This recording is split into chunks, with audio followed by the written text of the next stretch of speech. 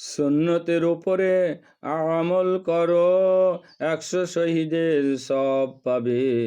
সুন্নতকে জীবিত করো, নবী সাল্লাল্লাহু আলাইহি ওয়াসাল্লামের সাথে জান্নাতে থাকবে।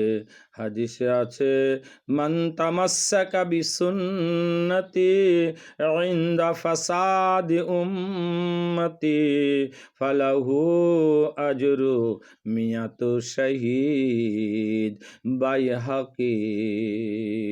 আমার উম্মতের দুরবস্থার সময় যে ব্যক্তি আমার সুন্নতকে মজবুতভাবে আঁকড়ে ধরবে, সে 100 শহীদের সব পাবে।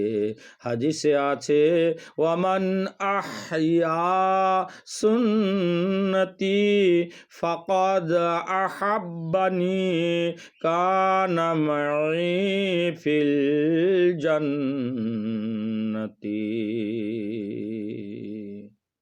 যে ব্যক্তি আমার সুন্নতকে জীবিত করিল, সে আমাকে ভালোবাসিল, আর যে আমাকে ভালোবাসিল, সে আমার সাথে জান্নাতে থাকবে। তিরমিজি।